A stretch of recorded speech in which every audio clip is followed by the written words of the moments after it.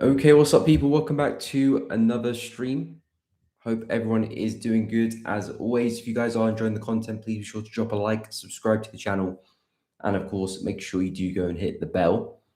But we just had some interesting events today as well throughout the week. Actually, we had four interest rates this week with Aussie, with the Fed, of course, CAD, and we just had Swiss this morning. So we've had a lot of kind of updates and a lot of noise potentially. So now we're kind of going to see what's happened in terms of the initial reaction. Of course, these events potentially start trends that could last a few weeks from now. So it's not necessarily okay. We just had the news and everything said and done. But of course, we can see what the initial reaction to the news was. And of course, see if we can find any opportunities. I do have two trades which I have just entered, well, in the past few hours or so. So I will look to share that with you guys, the logic behind it, what I'm looking for in those two positions. And of course, any setups I do have my eye on going into the end of the week slash just going into the end of the year, basically, because we're coming up to the midpoint of December. And of course, the last kind of week of, of December, potentially going to see the market start to slow down as we have some holidays, Christmas, New Year's. The markets will be shut on those days as well. So pretty much going into the end of the week, end of December, I'm going to share some setups from a swing perspective, which I'm looking to take, and where my focus will be over the next few days. Of course, if there's any markets you are interested in, any markets you're looking to trade or currently trading, feel free to drop it down in the chat and we can discuss. Again, see what you guys are looking at, share opinions. And of course, pretty much any market you're looking at, drop it down in the chat. What's up, Suki? Welcome to the stream. Aussie CAD. Yes, we could take a look at that as well. Not my favorite pair at the moment. Okay, we'll go through Aussie CAD first, then I'll share my two positions which I'm currently in at the moment. But yeah, Aussie CAD, it's an interesting market. It's very, very flat. We tried to break out last week, that failed. So essentially, again, if I just draw the highs of the range, you got the high over there around 0.924, and then you got the lows roughly over there. And the market has basically been stuck in that range. Higher time frames, we have been in a somewhat of an uptrend, you could argue, since the kind of mini crash we had early in the year. Price has been pushing to the upside, but we have been fading at highs. So the best way to trade this is range play until we see a significant breakout. Because if we do see a significant break to the upside and this kind of trend does continue, well, we could very much be looking at push back to this high potentially. There is some room to the upside. If you get a nice breakout, there could be some nice pullbacks, maybe a break retest of the range itself, and some longs back to the high at 0.937. So I do see some opportunity on the breakout of Aussie CAD, but of course, the breakout hasn't happened yet. For all we know, we could still very much break to the downside as well. So there's nothing guaranteed there. But if you're looking for opportunities in the meantime, like I said, I'll just be looking to treat this as a range and pretty much avoid trading in the middle. That's where all the noise is. That's where you're going to get some sloppy entries, sloppy stop losses as well. You're not really protected in the middle. At the highs is where you want to get involved and where you want to place entries, where you want to place stops as well. Not that, again, you won't be potentially stopped out, take a loss. Of course, you could do that anywhere, but ultimately high in the middle of the range. So if I was looking to trade Aussie CAD myself, I'll be waiting for another run back to the highs. So potentially price back to 0.926, maybe even taking out that high as well, and then closing strongly back below that range. And that would be my short. I quite like the logic of having your first targets at the 50% of the range, because effectively that's where the mean is.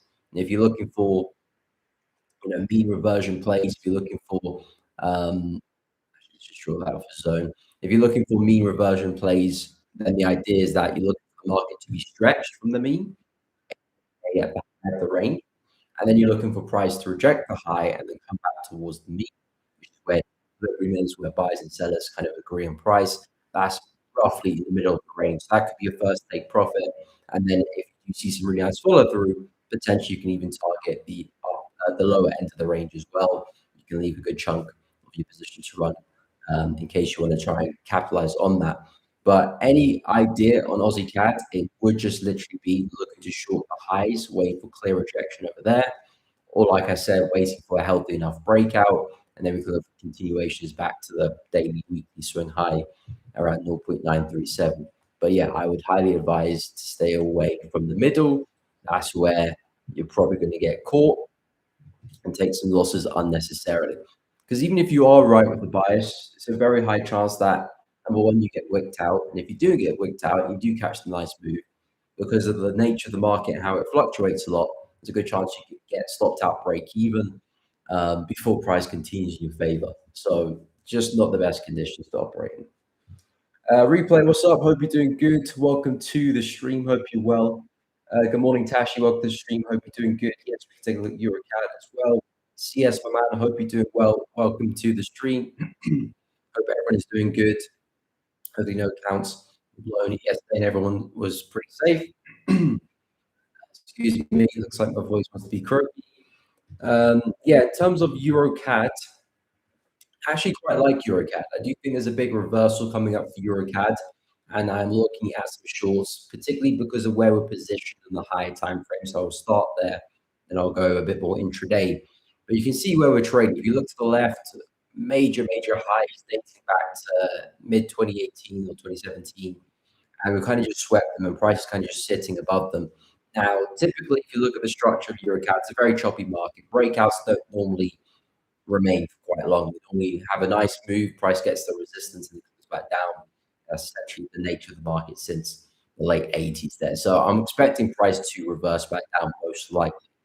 So EuroCAD, I do think is a bit stretched, testing some key areas, likely to drop. And we're seeing signs of that happening on the lower time frames as well. Daily chart looking very exhausted as well, fading at highs there too.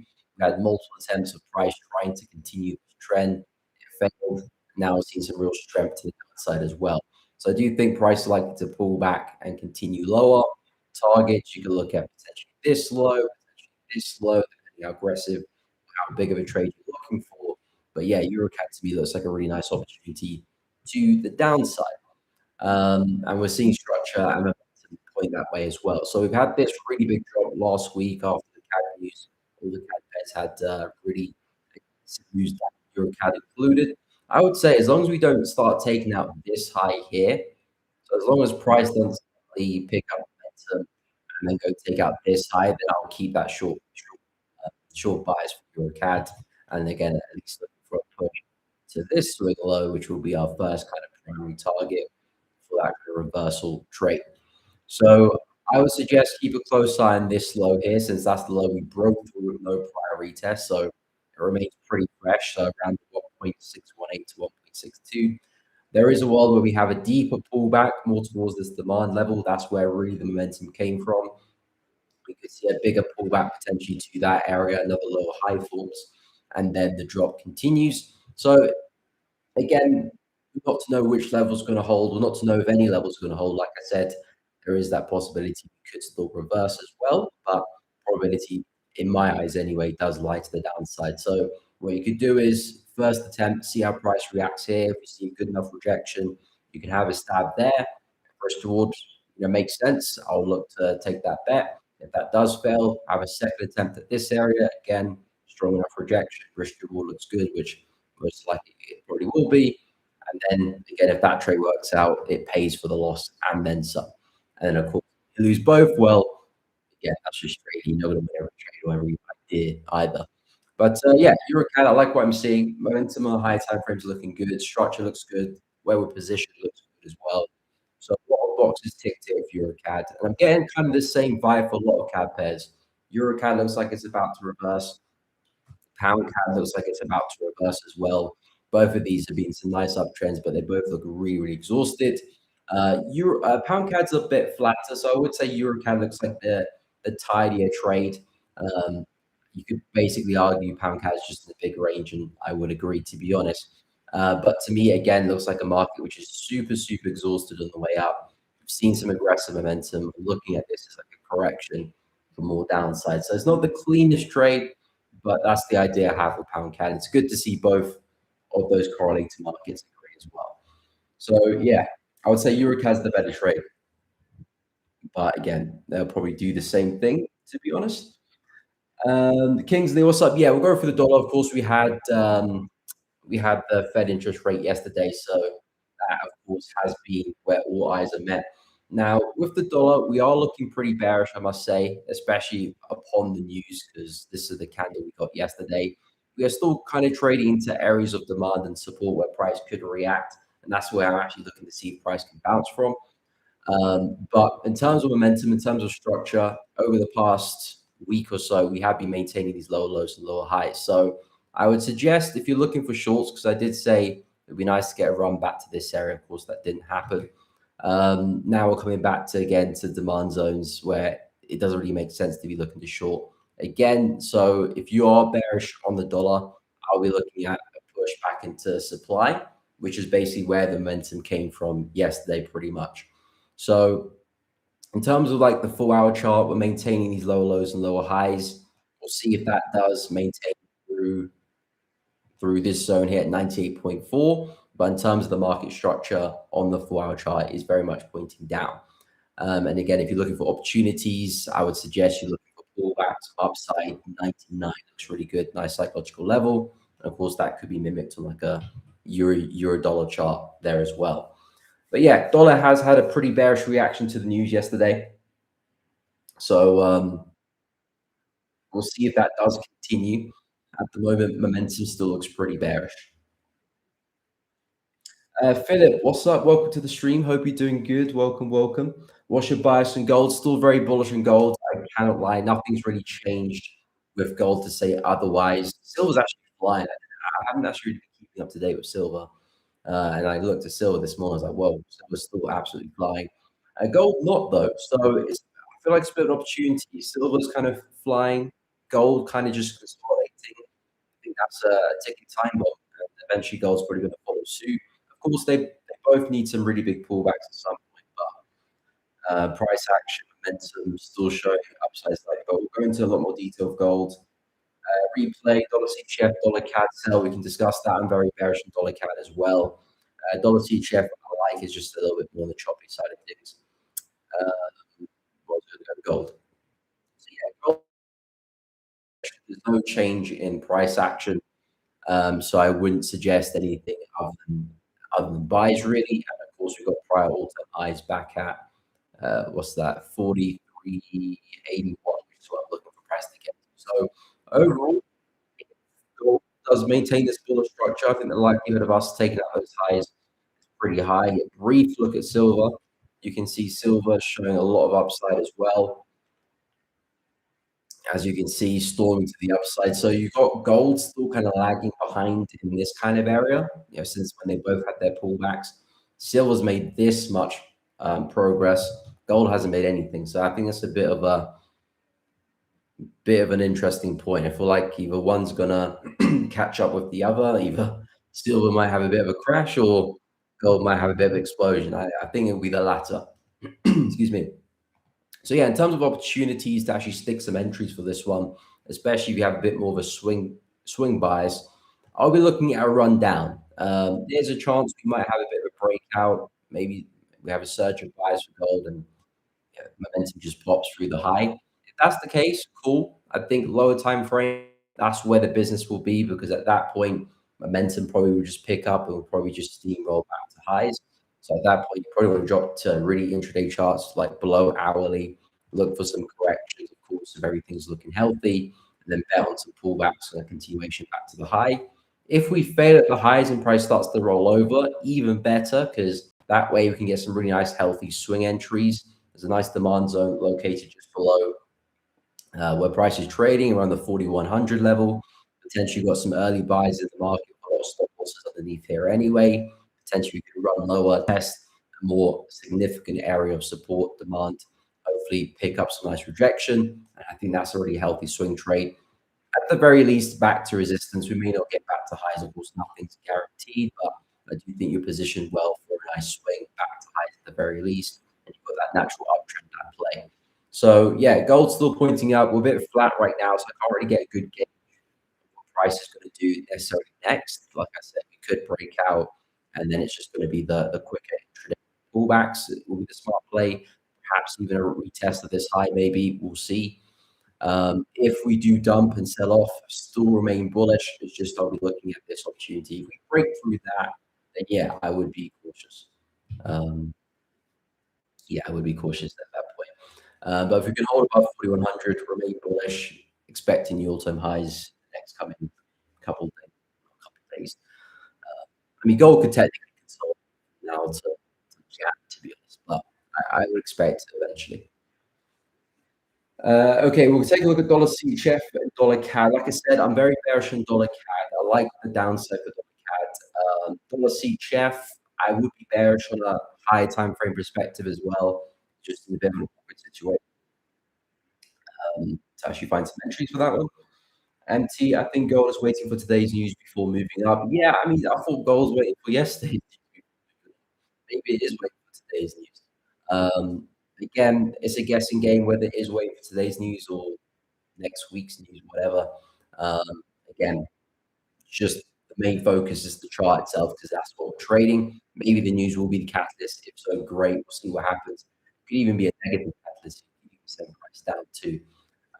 But I think the picture in terms of where we're looking to buy, the structure of the market, the high highs, high lows, everything looks bullish to me. So that's the key thing. If news takes us below this, then that's when the rubber roaring is. But yeah, we could be waiting for news. Like I said, dollar CAD, I like the downside. Again, we had a lot of momentum last week as well, so that's kind of set the tone a little bit for dollar CAD. We broke through some key structure to our left over there, which is 1.39. So I do think there's a good likelihood that dollar CAD could be looking for a move back down to this low here, 1.354. Again, if momentum continues, I think there's a good likelihood that does happen. There is some support here, which I can't remember. Someone was speaking about this yesterday.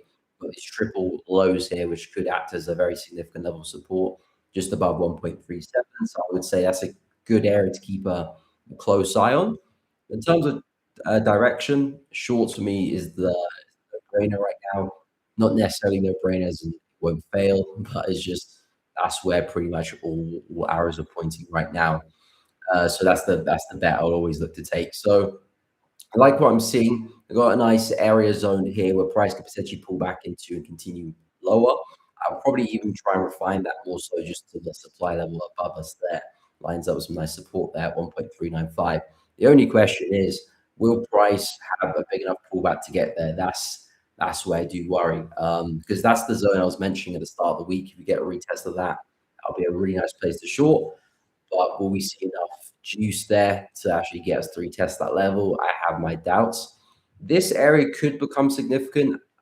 I just feel like it's a little bit too low down.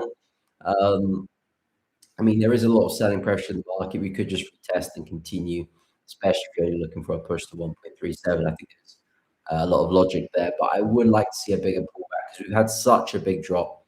Pretty much from this high is what's giving us this drop here. So even if I whip out a Fibonacci from the high to the low, you can see that the 50% is kind of nestling around that level, which is really where I want my pullbacks to be.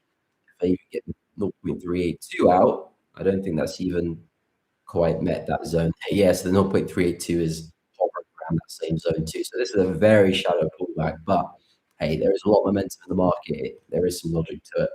But yeah, in terms of direction, bearish. Outside looks really good.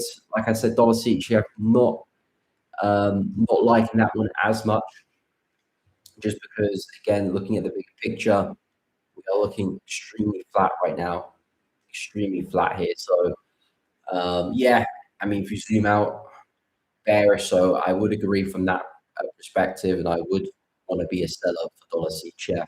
I'm still pretty bearish long term on the CHF pairs too, despite the upside we've had in the past few days, couple of weeks.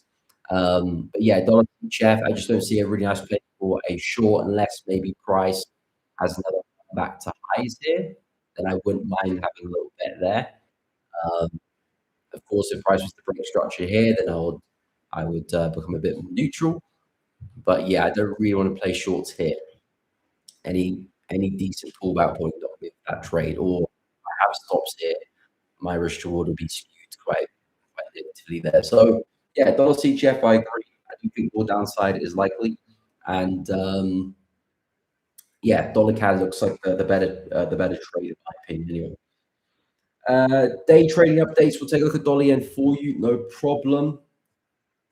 Philip, what's up? Hope you're doing good. To be specific, do you have a course on setting a trading stop loss? I keep losing profits when trades reverse before my take profits. I don't have actually. Well, in my academy, I do have um, a section on trade management. I do speak on trading stops. If you visit the um, um,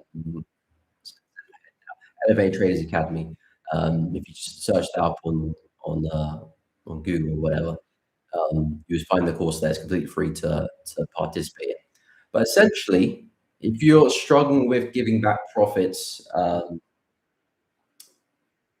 there's multiple ways to look at it, but the fundamental flaw there is where your targets are placed. Because if you think about it, if your targets were placed in the area which price is likely to reverse, and you wouldn't worry too much about giving profit back. Of course, that will always be a case, but the more optimal your target placement is, the less that will happen. So that's the root cause behind it. But of course, to second that, no matter how optimal your target is, you need to know where the market's going to go. So to protect yourself, like I said, you can control stops, you can take partials. Um, I mean, that's the easiest two to do. You can do a mixture of both, which can get a little bit complicated, but still a good way to do it as well. I would suggest if you want to really tackle the issue behind it, look at your average look at your average mean favorable excursion. So how far price goes from your entry to when it tops out before coming back to your entry. Look at how far that goes on average, and then you can place take profits based on that data point, because then you're going to naturally be in an optimal place. And then to second that, in terms of managing to make sure you get the most out of the move, it depends on the markets you trade. If you trade a lot of FX pairs, which I do, I would suggest that partials is a better method to use, because naturally FX pairs do fluctuate a lot. So if you do start trading stops, you get trailed out at the break prices just because of how we fluctuate. If you trade in indices, you can use trading stops a lot better because of their trending nature. You can trail a bit more aggressively, and because they trend well, you're naturally going to have better success with trading stocks. But because of how FX pairs boost, I would argue partials is the better system. And again, you can take partial at 1 or 2 or there's many ways to do it, but the root cause I would think is your take profit placement. So look at how far price goes from your entry and use that to help you place your take. So hopefully that makes sense. Anyway, we'll go through dollar yen. Andreas, yes, we can take a look at pound USD as well. Can you check your audio? It's a bit chubby today. Chubby is interesting. That was it my it's the connection chopping the audio. Am I connected? Let me actually listen to this, because I was connected to the wrong mic yesterday, but I'm pretty sure I connected to the right mic today. There is an actual echo in the room, so it might be the echo you're experiencing. Let me, if anyone else having um, finding the audio, let me know.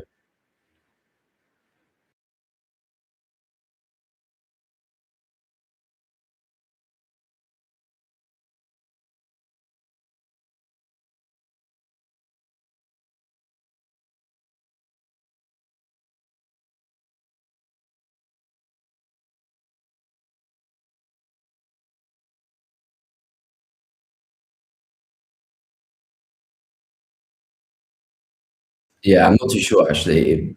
I don't think it's the mic. It just might be the connection. I think I think Sage Trader might have might have a point there, because it kind of like goes in and out of pockets. So it sounds fine, and then a second ago it doesn't sound fine. I think I'm lagging as well. Yeah, I think it might be the internet.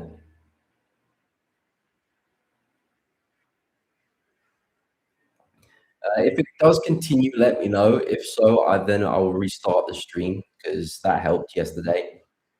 So if it does continue and it does kind of get really bad, just let me know and I'll restart the stream because I think that will help. But I don't want to restart the stream just yet. So we'll give it another 5 minutes. If it doesn't improve, let me know and I'll restart the stream. I think it probably is the internet. So yeah, where was I? Dollar CHF versus dollar yen, and then I'll go through.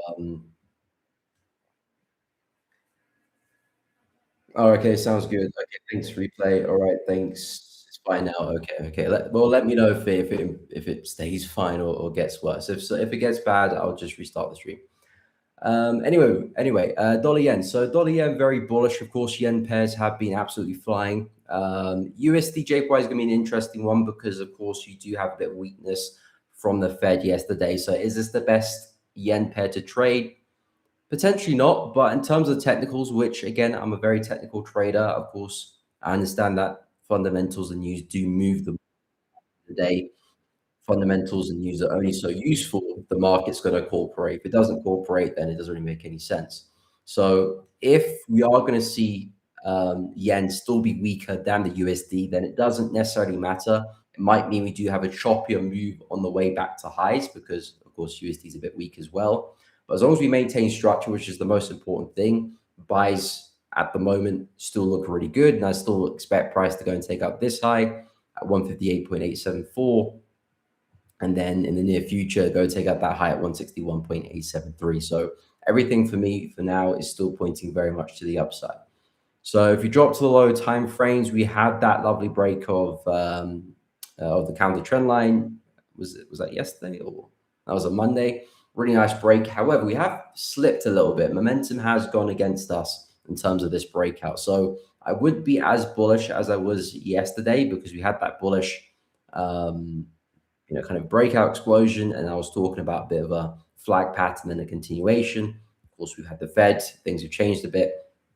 But the idea still stands, and I still would be looking for a run back to this high, which is our 4-hour swing high at 157.8. But I don't like the retracement. So because of that, I would actually be pretty patient with getting long again. I would suggest this area looks good because you've got a nice demand zone. This is kind of what gave us the breakout. But equally so, I wouldn't mind price pushing right back down to this low. We do have a general area of demand here as well. I wouldn't mind price pushing back down to that support level and then having another stab at that zone. Because as long as we don't break structure, which I would suggest is this prior low, which gave us our last run, as long as we don't take out that low, I would still be very bullish on this one. Even if we do take out that low, I'll still be very bullish as well. It just means that we might go through a deeper correction first before we keep pushing bullish at a later date, or maybe not. But structure's still holding up, momentum's still at play.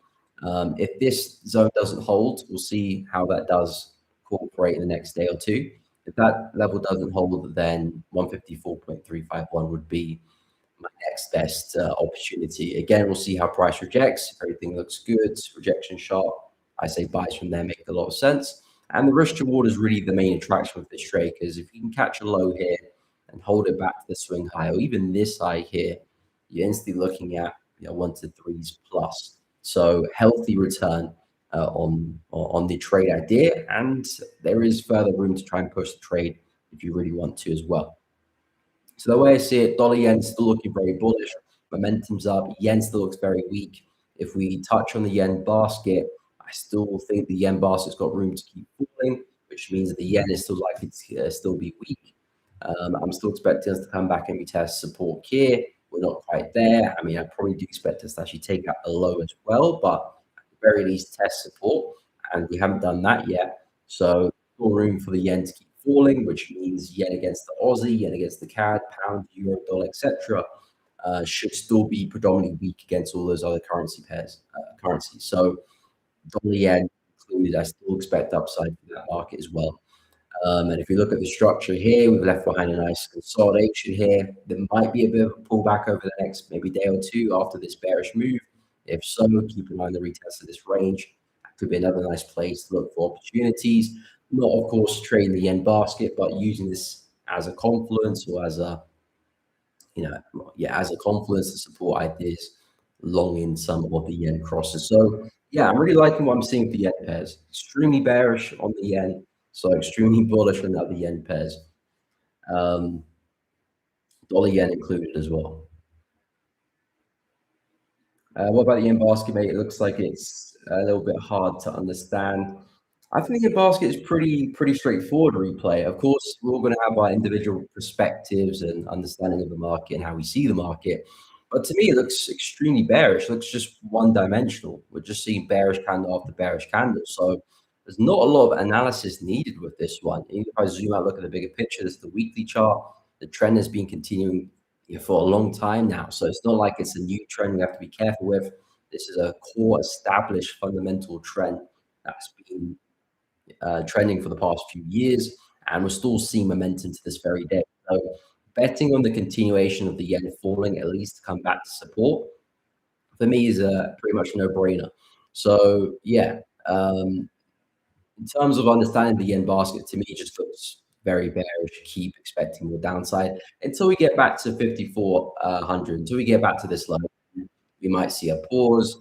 Maybe a lot of sellers exit their positions. We might see a bounce there. We might see a breakout. Who knows? So once we get there, then I'll be a bit more skeptical. But until we get there, unless we see something crazy happen, like a really, really impulsive move, because even if we see a breakout like this, it'll still be bearish because I just still view that as a pullback. So unless we see something crazy, then I'll look to reanalyze things. But unless we see anything like that, likelihood is we keep falling. So that's kind of my look there on the yen basket. Daily trading, that is not a typical moving average on your chart. No, they're VWAPs. VWAPs. I've been experimenting with them over the past couple of months, and to be honest, we see a lot of use in them. I've dabbled with VWAPs a little bit in the past, but I never really understood them very well, so I never really dived into them a lot and used them in my analysis. It's only been things that I'm aware of and tested a couple of years back, but never really dived into deeply. But doing a lot of research into VWAPs, how they're calculated, what use they have, especially in the FX world as well, because we're not trading on a centralized exchange, so it's difficult to get accurate data or volume and how much volume is actually trading at every significant price. But the correlation between if you get like a futures chart for euro dollar, for example, and you draw a VWAP on that chart versus a VWAP on like a CFD broker, they actually correlate kind of 99% of the time. It's because the VWAP is not necessarily volume. It is volume, but it's basically a mirror of how much time price spent in a certain price range. So if price stayed in a certain price range for quite a and there's a lot of volume traded there, the VWAP will have a lot of, because it's weighted as well, it would stay in that zone for quite a long time. If price was to move very fast through a zone and there's not a lot of volume traded there, then of course that would have less weighting. So in terms of the accuracy of the VWAP on a CFD brokerage, it is actually 99% of the true VWAP. So again, I'm not using it as gospel. It's just a guide, indicator that I'll add to the chart will be gospel. It's always just adding to the confluence, adding to the bigger picture. But yeah, I've been experimenting with the VWAP for the past couple of months. And yeah, it's been actually such a really good help in terms of bias, a little bit in terms of entry location as well, but very much so in terms of bias. And what I do, I draw the VWAP from significant highs, and what it tells us is where the average position from like an institutional perspective, where they're placed. And if price does break a VWAP, that's quite significant because it means bigger players are underwater. Potentially might be looking to scale their position size down. If price holds VWAP and continues, it means that they're still looking good, there's still profit. The likelihood is they'll still keep their positions, whether they're long or short. And the likeliness of the market is likely to be going in that direction because they're the bigger players after all. They have the bigger capital. They're likely to drive the market. Us retail traders, not so much we can do. So at the end of the day, we want to be in line with them as much as possible. So yeah, looking at some key structural points, even from like Fed cycles as well, really does help shape bias as well. So, for example, pound USD, I've drawn VWAPs from this low, high, and the prior or the start of the current Fed cycle as well since they started cutting, which is the blue VWAP there. Um, yeah, if price does manage to break above these VWAPs, then from a structural perspective, that's very, very significant. Volume perspective, that's very significant. And that would make me very bullish on the market. And I'll be looking for price to push back to the high. If we hold these VWAPs and price starts to sell off, then that is just a continuation of this bearish structure. And there's a good likelihood that we come back to this low. So in terms of just added confidence for bias, I do see them as very, very useful because, again, as a retail trader, you're looking at understanding price action. But if you can understand volume too, that's another layer you can add to your confidence and add to your bias. But that's a good spot, day trading updates. Thanks a ton on dollar yen. No problem. I'll wait for the retest of demands. Yeah, I would wait for price to come down because dollar yen's had such an aggressive drop. It's not a normal pullback. Pullback should be slow and steady. If it's fast, rapid, it could still be a pullback, of course. Nothing's 100%, but the likelihood of it actually being a pullback is less. So I'll wait for a deeper push, and that demand zone looks good. And like I said, if that demand zone doesn't hold as well, then 54.351, I'll focus a lot there as well. What's up, Paz? Hope you're doing good. What's up? What's up? Hope you're well. Welcome to the stream. Any pairs you're looking at, feel free to drop it in the chat. We'll take a look. I'm thinking about the low. Why no? Not to push to the upside like the other one. Oh, you're talking about a pullback for the yen basket replay.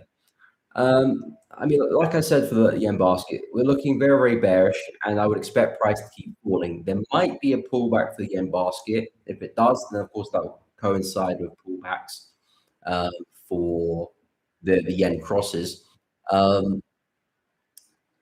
Again, really what I'm looking at the yen basket is not necessarily, okay, if price will pull back or not. It's more so, okay, extremely bearish. This is the wrong yen basket. Price is extremely bearish, and I'm expecting it to get back to the prior low, which is kind of what I'm doing for a lot of the yen pairs. So yeah, price might pull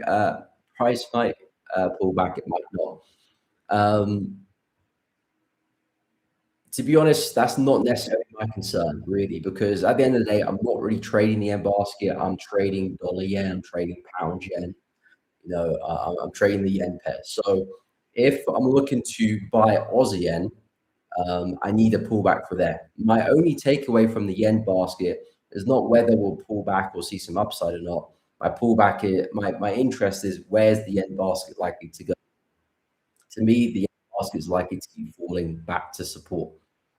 It will pull back, then fall or fall straight away. Not really my concern too much because that's where my analysis of the currency pair I'm trading matters. So, for example, like dollar yen, I'm trying to gauge where the best opportunity to buy this one is. And to me, the best opportunity would either be that demand zone or that support level. So that's all I'm concerned with dollar yen because this is actually the market I'm trading.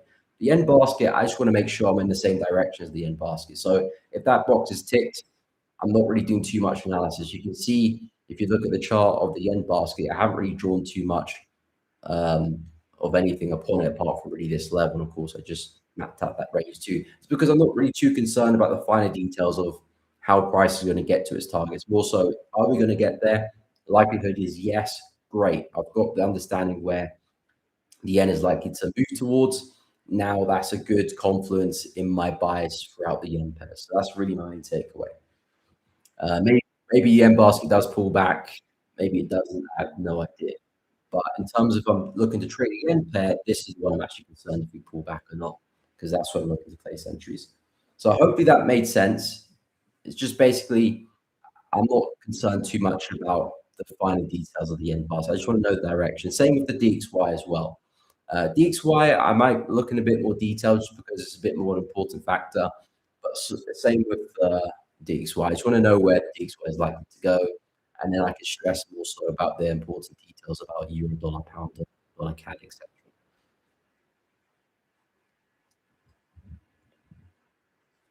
So yeah, hopefully, okay, cool, cool, cool. MT, yes. US 30, yeah, we can take a look at that. I do have an entry on the UK 100 on the FTSE, which I'll share with you guys. I did take that trade this morning. It's gonna make sense. Cool, cool, cool. Happy to help day trading. So yeah, US 30, I'm actually pretty bullish. I'm actually looking for entries for US 30. I was looking for entries yesterday after the news, but US 30 was just a little bit too bullish for me, so I didn't really find anything. But if it does come back down, I'll be there waiting to take some trades. Expecting a run back to the highs here, which is 48.22, 48.422. Sorry, the all-time highs basically. So still looking for us to get there. The plan this week was looking for a run back to support here. So looking for another drive back into lows and then looking for a buy. So that was the plan there for US 30, especially because we had the Fed this week. So I was hoping we'll see a bit of a downside move and that will give me some nice entry to take it back up again, which technically we did see a little bit, just not enough to hit my target, unfortunately. And now US 30 is looking pretty bullish. Now, do we just continue higher from here? Maybe. Do we still come back down? Maybe. In terms of where I want to take a trade, it still remains at this low here. I may consider a buy here if price comes back there. I may consider it. It's not as good as this low, but if I see a significant enough rejection, I may give it a stab. If it does fail, I'll look for a second attempt here. If that plays out, it pays for the loss and then some more. So I don't mind taking that initial risk on that trade. But again, in terms of direction, the market is still very bullish. I'm expecting the all-time highs. When Fed does cut rates, it does favor equity markets to continue higher. So US 30, S&P, Dow Jones, Russell, expecting those US major indices to keep pushing higher. Of course, not always as simple as that, but again, it's a confluence to the reason why we could see price go higher. But the key thing, again, I'm very heavy on my price action, understanding price very well. That's really where my main focus is. If the fundamentals agree, great. But you can see here, US 30 still looking very bullish too. We had a nice bullish engulfing candle a couple of weeks ago. Momentum still holding, higher lows are still holding. The trend is naturally to the upside. The odds of us not making a higher high or getting back to the highs, is far slimmer than of us actually making new highs. So that's the direction I'm going to bet on. It just comes down to just finding the trade really, which is always what it comes down to. But yeah, key level there at 47,200. I'll keep an eye on 47,500 as well. If I drop even more intraday, I mean, there's a nice demand zone here we can bounce from. Do I like it though? No, not really. The reason why I don't like it is because of where it's located. To me, it looks like price is just very much within a range. I don't like getting involved here, especially in a market like US 30, which from my experience is a very kind of um, what's the word, volatile market, as in, we could see price suddenly go up and then have a little crazy move down, then it goes up. FX is a bit more steady. It's a bit more liquid, doesn't move as aggressively to headlines like US 30 does, or any of the indices really. So because of that, I want to operate at the extremes, which is why I like these two lows, because I'm far down, away from any noise. I can get some smart stop losses underneath these lows. I'm more protected. It's going to be harder for price to hit my stop loss. Not possible, but harder. So for that reason, I'm not the biggest fan of that zone, even though it looks really nice, nice impulse, brief consolidation, another big impulse takes out new highs. Yeah, from a textbook perspective, it looks good. It's just the location I have a bit of an issue with. But yeah, in terms of direction, it's for me pretty straightforward. Not guaranteed, but likely that we still do push back to highs, and that goes for the S&P as well. This one I'm pretty bullish for. Again, I do like buys if we can push back down to this low. Nice support level away from all of this choppy price action, all of this noise here. You can see how congested price is. I want to see if price can push away from that, respect support here. And I'm looking for, again, another run back to all-time highs. And if you look at the NASDAQ, same logic applies there as well, which is, again, looking for another run back to the all-time highs. I like the support level here. We've got a bunch of VWAPs congesting here, which is always a good confluence. But the main thing from the VWAPs is that price is resting above the VWAPs, not below. If price were trading below the VWAPs, then I wouldn't be as bullish or even bullish at that point. But because we're holding VWAPs and they're all directly pointing up, that's a great confluence. So again, if you can push towards support, respect them, great place to get long, not only just for a push back to this high, but again, you've got the all-time highs there if you really want to swing the trade. So I like what I'm seeing with the indices. And like I said, I did get into a trade on the FTSE as well. Same idea, of course, it's not US indices, so it's not as impacted by the Fed interest rate, but still a market which is still impacted by the Fed interest rate. So still something to keep an eye on. Again, for the FTSE here as well, I got long on the 8-hour chart. It actually gave me an entry signal before the Fed. This was actually the entry signal for the trade, but it was just before the Fed interest rate, so I didn't want to enter beforehand. So I waited for the interest rate to happen, then I entered this morning, and luckily price is still pretty much at the same price. So I got an entry here, stop loss below the low there with a bit of breathing room. Again, looking to target the high. Again, we're holding above all VWAPs as well. I really like this entry candle because it closed back above the VWAP there too. I will go to break even if price can give us a new high past this point. This is still a very harsh move to the downside. It's a really big kind of supply area, which gave us a lot of momentum. So I'll be a bit skeptical once we get there. But of course, like I said, if you create new highs, I already remove risk at that point, lock in some gains. If the market drifts to new highs, great. If it comes back and stops me at break even, I'll still walk away for a small win. And of course, worst case, we don't do anything. But to be honest, for me to switch buys here for UK 100, I would say price needs to break below all VWAPs and take out this low. Then at that point, we've got a low, we've got a high, we've got a low, a lower high, and a lower low. That to me doesn't scream bullish anymore. Not that we can't later be bullish, but immediately I wouldn't be looking for buys anymore, especially on like an indice, especially on the FTSE as well. So yeah, I am long on the FTSE here. We'll see how that trade does play out over the next few days, couple of weeks. It is more of a swing position. This is the 8-hour chart, so it's nothing that's going to be done overnight. If you can hold this zone, similar to the other indices, I'm still looking to see if I can find some trades on those as well, potentially US 32. I do think price can run back to highs and even further as well. So yeah, I'll keep you guys posted with that trade.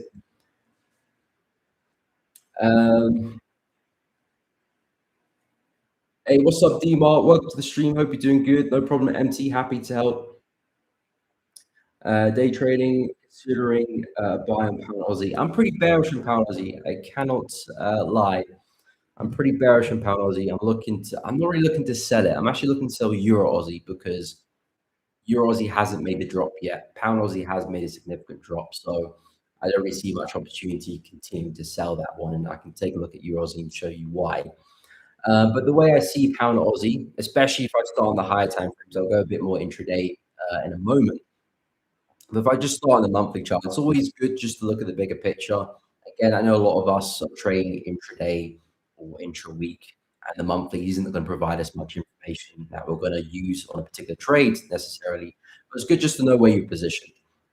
It's not going to change the game so much, but it allows you to know, okay, maybe I'm going to push sales a bit harder. I want to be a bit more conservative with sales or buys or whatever. So the monthly chart has gone and taken out highs here, but has eventually respected it. So this for me is not a good sign for this trend. Potentially could signify the end of the trend, and we could actually be starting to trend down. So I do think long term there's more room to the downside as we reject such a key level as well. And then if I look at the structure on the daily chart, we've been super bullish, higher highs and higher lows. But it looks to me that this trend is starting to exhaust. We had a really exaggerated breakout, but price came straight back underneath. Failed to make higher highs in multiple attempts here, and now started making some lower highs, which again, red flag there for the buyers. And of course, if you look at the VWAPs, price is holding below pretty much all of them as well. So momentum's down, volume, price is trading below where institutional volume is. They're probably likely to unwind some positions. There's a good chance that we could still see lower prices. And fundamentally, pound is in the mud, really, to be honest, as well. So I see a lot of GBP currency pairs heading lower. And I think Aussie is likely to gain some strength at some point too. So I still do see more downside. However, do I want to be looking to sell pound Aussie here? No. So despite the bias I have, it's not at a great price to sell. I was actually looking to sell this last week. I was hoping to see a pullback back into resistance here because we had this fake out. I was looking for a price to retest resistance and then get the sell. Unfortunately, it didn't happen. Kind of just slowly just rolled over. So there's no trade there for me. And now we're testing support. So now I don't really see much opportunity unless we push back towards this high. Then I do see opportunity because that will give me the opportunity to find hopefully the next lower high again in the sequence. Because the way I see it, this is our bearish leg from that high to the low. Price is just having a pullback, and I'm expecting us to continue on that bearish path. Come back to test some of these areas here potentially the next few weeks here. So I'm pretty bearish on pound. I can see the logic for looking to long the pair. As I said, we're coming into support, but only in the idea that you're looking for something a little bit more short term. Because effectively we've got a bit of a range here. Maybe you're looking for a push towards the up end of the range, but I wouldn't look to try and take it further than that. And to be honest, looking to buy, I'd rather find an opportunity that looks a little bit more like this rather than here. Because if I'm placing entries here, I've already missed some of the move as well. And let's say if I buy here and I have a stop loss here, well, I mean, it's not the worst trade in the world, but you're looking at maybe a 1 to 2 back to the high. Even if price just gets to the midpoint, you're looking at maybe less than a 1 to 1, which is where the mean is, where you can see price start to fluctuate a bit more. And when we could come back down, now you're just experiencing unnecessary drawdown. So I would want my entry to look a little bit more like this. And what that means is price pushes towards support, maybe spikes through it, and gives me an entry fairly close to that level. So I can profit from the reaction off the level. I can probably achieve 1 to 2R by the time price gets to the midpoint. So I can secure some gains there, profit off that move. And maybe if I'm looking for a bigger trade, I can leave positions to run and profit on the push towards the upper end of the range as well. And just by doing that, it's just an infinite better trade than this trade here. Exposing yourself to unnecessary drawdown or the likelihood of it here. Again, not saying anything's perfect. The trade can still fail too, but you just position better for the trade. So yeah, I can see the logic there for the buys. I'm pretty bearish long term, so I just want to keep with that narrative. And yeah, I want to see a bigger pullback before we start looking to short.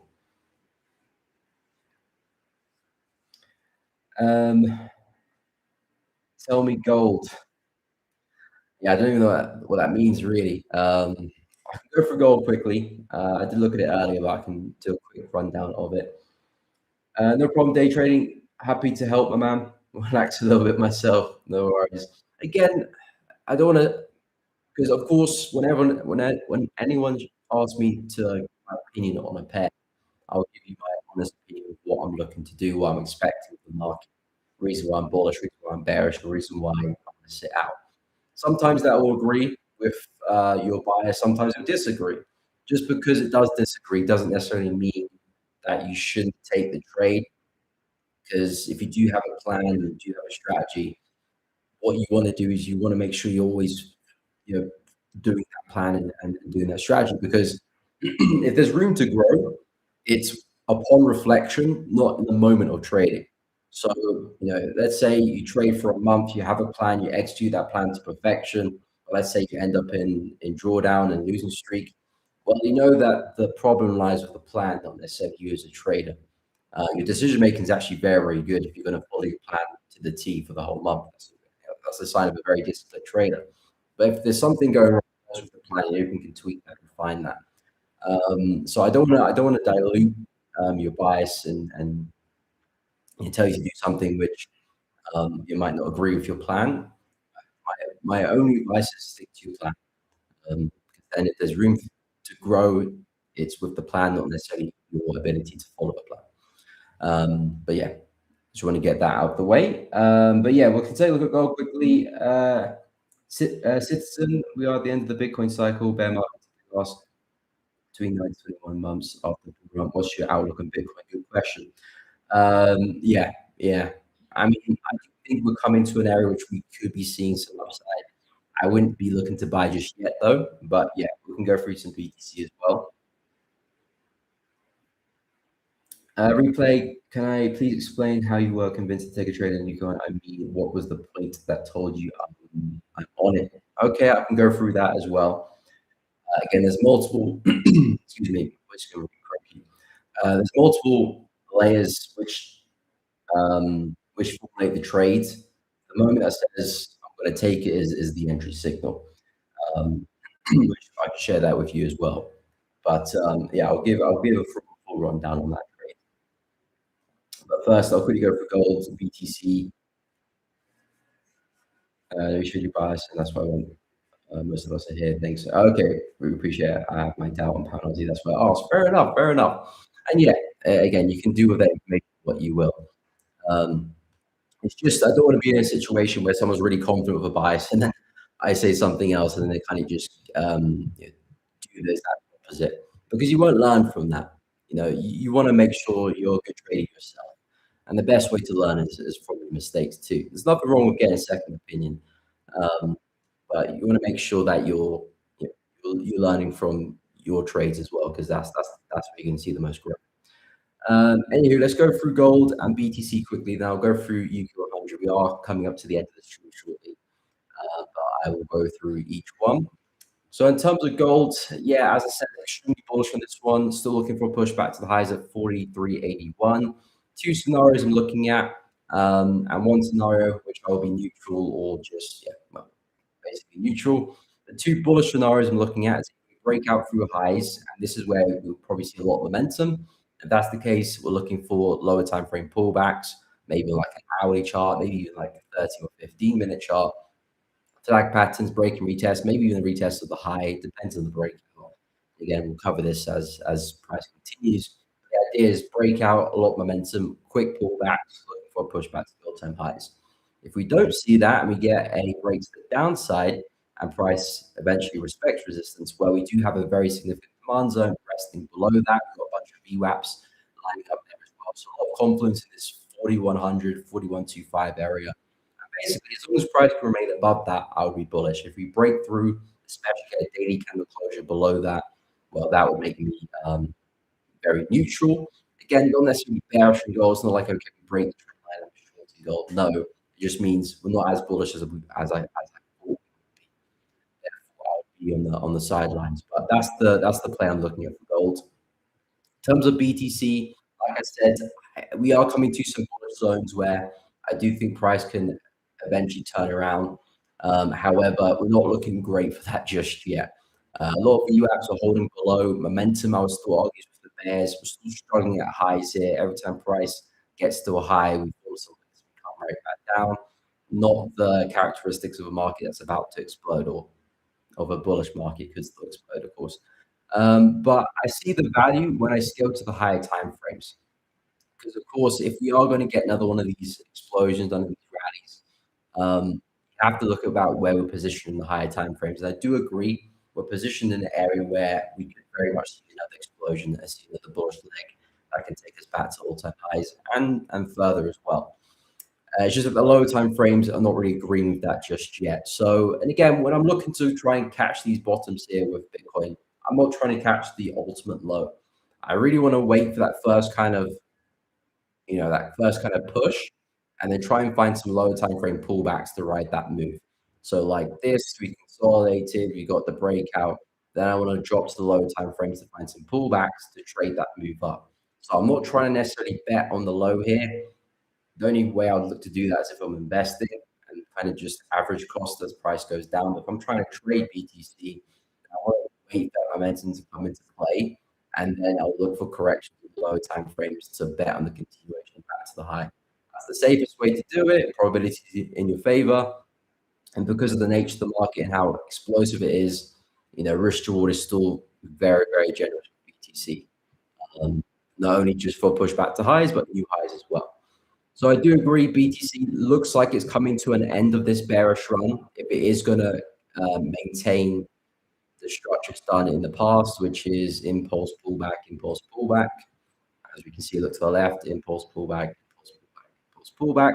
This is a logical place where we could expect price to turn around. So yeah, great place. Keep an eye on things. Still looking pretty bearish to me. I want to see that momentum come into play, and then yeah, I would be more than happy to start with some bullish ideas. If you guys are enjoying the stream, by the way, please be sure to drop a like. It does really help out. And of course, if you find it useful, subscribe to the channel, hit the bell, all that good stuff. I do stream every week as well, so if you're finding the stream useful, tag along, come and part of the team, part of the community. I do have memberships um, to bonus content, added technical videos, trade ideas as well. So if you want to check that out, feel free to do so. But yeah, in terms of the UK 100, so I'm very bullish from the market here. And the simple logic for this one is I look to create a high tempering bias. So what's the play? What's the bet I'm looking for price to achieve? What's the hypothesis? The hypothesis is that the market is still very bullish. We're still maintaining higher lows, and I expect this trend to naturally still continue back to highs. So that's the idea. This trade is just me looking to refine risk, refine an entry to maximize the opportunity. Because effectively, if I'm betting on the FTSE to get back to the high, I could just place a trade here, place a stop loss down here, because I know if price hits this stop loss, then I'm definitely wrong. And then expect price to head back to highs. But the downside of doing that is that your risk reward is pretty much in the bin. You're probably looking at negative risk reward or at best 1 to 1. So the way to maximize your risk reward is to scale down to a lower time frame to refine risk above a key area, enter in a zone which price is likely to react from. Therefore, you can turn potentially a 1 to 1 risk reward to a 1 to 2, 3, 4, 5, etc. So the idea with this opportunity is that we formed a low, which I'm expecting to be the next higher low for the FTSE. We've taken out some liquidity here, so price potentially has taken out some earlier buyers, but we respected demand, which gave us this last run. So price is still respecting key areas of support, all VWAP. So from an institutional volume perspective, they're still in profit. They're still recently from prior swing highs. They're still in profit. They're still likely to hold positions, maybe even add to positions.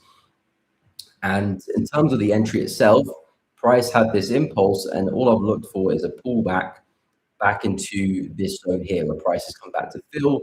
I even have a zone down here, which is this zone. If you come a little bit deeper, I'll look to have a second attempt down there as well. But for the entry, you had a very strong shift of momentum, closed back above all the VWAPs as well. I was mainly looking at this low here to our left, which we did take out, but we recovered.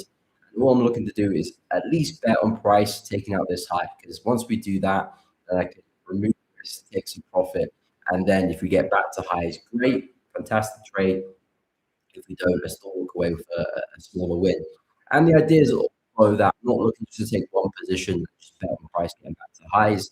If things go very well, momentum picks up well, I'll look to see if I can find some additional trades to really maximize the opportunity. Because if I'm right, I want to make the most of that opportunity. And if I can find 2 or 3 extra trades, that's fantastic.